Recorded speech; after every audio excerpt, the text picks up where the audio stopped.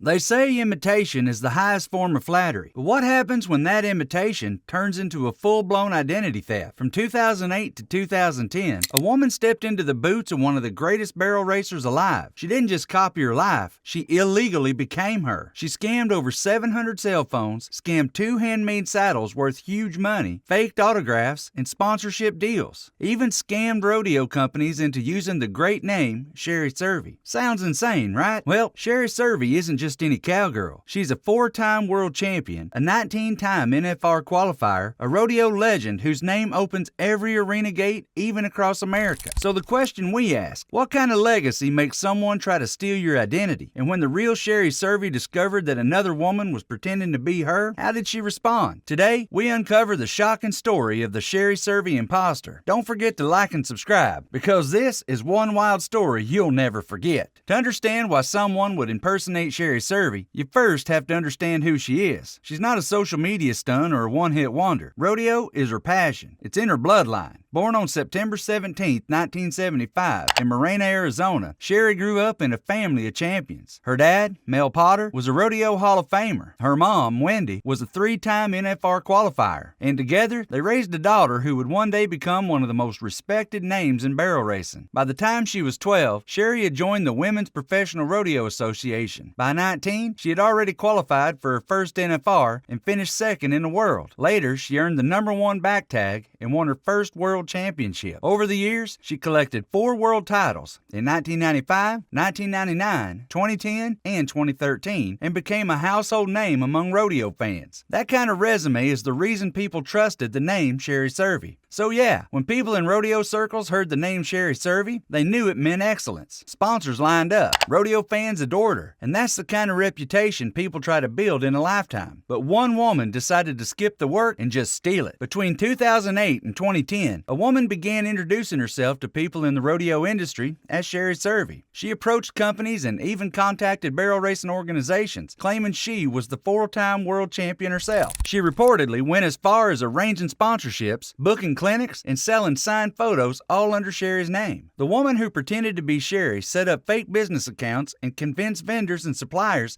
that she represented a real company tied to Cervi. Among the most shocking parts of the case were claims that she arranged huge shipments of cell phones and ordered custom saddles all under the famous name. The most shocking part? For a while, people actually believed her. How did the scam work? It started with believable emails, phone calls, and paperwork. According to Assistant U.S. Attorney James Kitchen, the imposter created a fake company called Hanson Industries and used the name of Sherry Cervi, her family members, and business contacts to open a corporate account with Sprint. Through convincing email exchanges, she managed to fool a Sprint representative in San Antonio into believing the business was real. From July 2008 to February 2010, the imposter placed massive phone orders up to 700 pieces and had the shipment sent to multiple addresses. She personally picked up most of the deliveries and distributed many of the phones to relatives, claiming they were free trial devices. To some sales reps, the requests looked real. They came from an important name and sounded like a business person. The vendor shipped phones, then the bills went unpaid, and the trail grew suspicious. But guess what? This imposter didn't stop at phones. Sellers of custom saddles and other equipment said they were contacted by someone claiming to be Cervi or her representatives and were asked to ship gear. Some of those vendors said they sent the product on trust because the name attached to the request was a real champion. When the packages arrived, the orders looked like legitimate business until the money never came. The bill that investigators eventually tallied was large. Reports say the phone company lost hundreds of thousands of dollars. Figures in news accounts put the loss at roughly $432,000 tied to the phone orders alone. It's a planned, large-scale fraud that used the prestige of a sports figure to get expensive inventory. There was another, darker angle to the scam. The imposter used the fake identity to form personal relationships with men online. News reports say she led some men to believe they were communicating with the real Sherry Cervi and even arranged meetings with them. To crown it all, 3 men actually flew to western Pennsylvania thinking they were going to meet Sherry Cervi. That's how believable this whole situation was. Those emotional depictions added a painful human side to what might otherwise look like purely financial fraud. So who was the person pretending to be Sherry? Investigators identified her as Susan Rowan, a woman from Pennsylvania. According to court records and news reports, Rowan created a fictional company and used that company name to open accounts and place large orders. She used plausible-looking emails and phone conversations to keep the scheme moving until people began to doubt the story. Once vendors and fans started calling to check appearances invoices or confirm orders, the lies began to crack. Sponsors were surprised to hear that Sherry was scheduled to events that she had never been booked for. Vendor invoices were unpaid. Those pieces slowly connected and pointed to a pattern of impersonation and fraud. When Sprint started asking questions, Rowan panicked. She returned about 170 phones, hoping that would keep them off her trail. As for the rest, she didn't sell them, she didn't hide them. She burned them. Right there in a field next to her parents' house. As a desperate move, and the first real sign that this entire impersonation was starting to fall apart, the legal system moved into action, and it was discovered that Rowan opened a corporate account with Sprint by posing as Survey and her associates. The scam cost Sprint $432,000 in phones and services and cost the saddle maker $8,000 between July 2008 and February 2010. Rowan was charged with fraud-related offenses, and prosecutors tied the phone orders and other suspicious transactions back to her. Court filings and press reports described how the scheme relied on fake corporate setups and false pretenses, which are classic markers of criminal fraud. Eventually, she pleaded guilty to charges connected with impersonation and theft. Sherry Survey herself reacted the way most people would when someone steals their name. She was upset, but she didn't let the fraud define her. For Sherry, the injury wasn't only the money, it was the misuse of her reputation. Her name stands for years of hard work and real relationships in the rodeo world. To have someone sell that name for profit and lies felt like a personal attack on everything she built. Instead of launching a public war, Sherry focused on what she knew best, riding and building her career. In 2010, while the impersonation story was in the background, she and the Palomino mare MP Meter My Hay, known to fans as Stingray, put on a show at the NFR. They set an arena record with a 13.49 second go-round and helped push Sherry past $2 million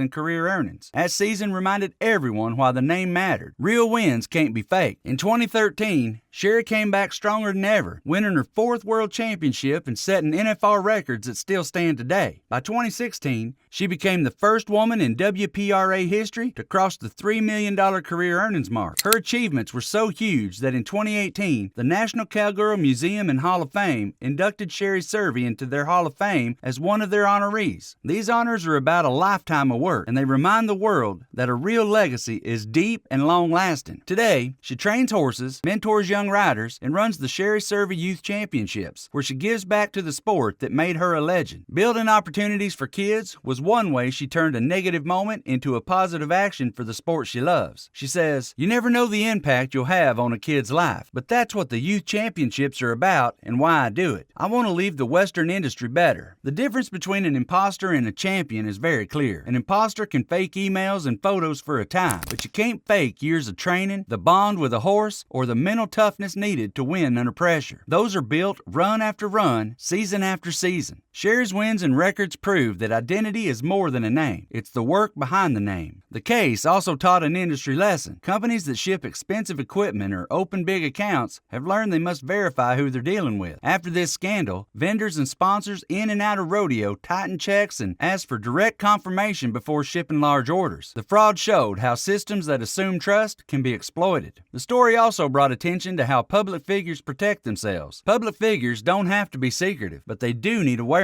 Sherry Survey's team, like most professional athletes, now watch for misuse of her name and helps vendors confirm partnerships. Those practical steps, official emails, verified contacts, and clear communication are inexpensive compared to the risk of large-scale fraud. If you step back, the whole episode reads like a warning. Fame can open doors, but it also attracts people who want to misuse that light. The trick is not to stop shining, but to be smart about where you let that light reach. Fans should celebrate champions, but vendors and event organizers should check facts before sending expensive goods or committing money. Sherry Survey's story is bigger than the impersonation. She lost her first husband in a plane crash in 2001, faced deep grief, and still came back to win world championships and set records. Her rise shows real strength. The impersonation was a violation, yes, but it could not erase decades of hard work. In the end, honesty and hard work win. The impersonation was loud for a while, but Sherry's real legacy is louder. So what does it take for someone to steal your identity? Apparently, a legacy so powerful that people can't help but want a piece of it. But the truth is, you can fake a name, but you can't fake greatness, because the real Sherry Survey, she's still out there training, mentoring, and reminding everyone what a true champion looks like. And that's one story the imposter could never rewrite. If you like this video, tell us what shocked you most. The scale of the phone orders, the emotional damage to people who thought they were meeting a star, or the way simple verification would have stopped the fake orders. Hit subscribe for more rodeo stories that dig below the surface.